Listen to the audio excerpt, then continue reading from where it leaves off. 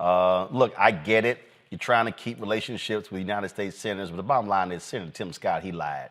And I don't think he had any intention of moving forward with the George Floyd Justice Act because his party did not want to vote on that at all.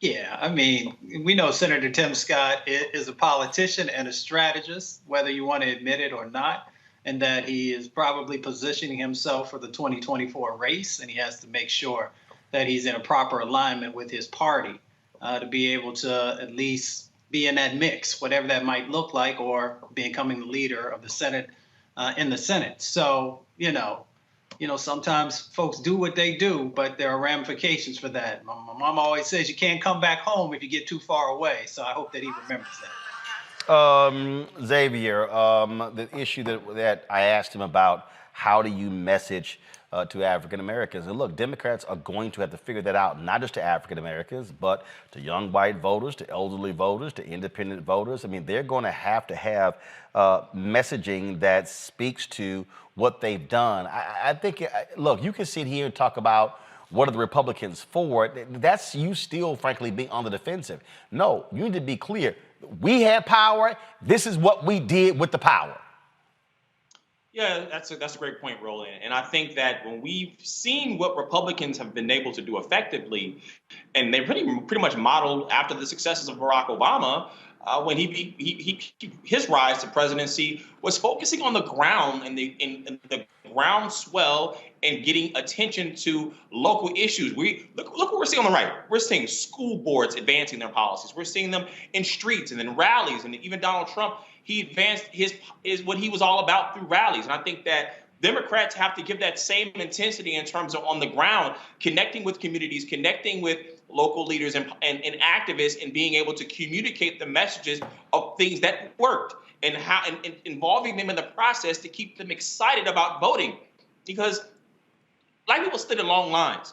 Now there's been legislated against them not to even stand in long lines and even have water. And so there needs to be some infusing of why are we still investing in this process when we see this attention coming back at us? And so it is important that Democrats are in the homes or in the communities. Everywhere that Black people are, they need to be spoken to about how they can advance their cause, the successes of what Joe Biden's policy is, and not something that's just something you can just talk about and talking heads can get on television or you can tweet about. This needs to be in the community, right where we live. Back to our Roland Martin Unfiltered video in just one moment.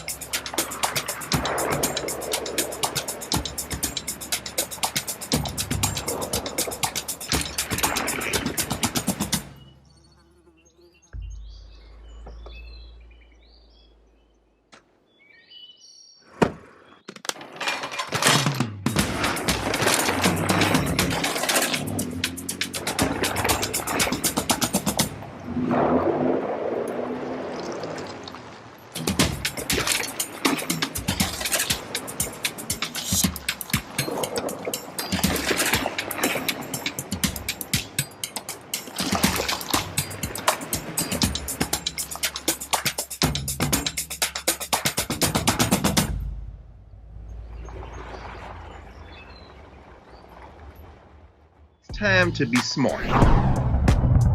Roland Martin's doing this every day. Oh, no punches! Thank you, Roland Martin, for always giving voice to the issues. Look for Roland Martin in the whirlwind, to quote Marcus Garvey again. The video looks phenomenal, so I'm really excited to see it on my big screen. Support this man, Black media. He makes sure that our stories are told. See, this difference between Black Star Network and Black-owned media and something like CNN. I got to defer to the brilliance of Dr. Carr and to the brilliance of the Black Star Network. I am Roland with Roland all the way. Honored to be on a show that you own. A Black man owns the show. Folks, Black Star Network is here. I'm real revolutionary right now.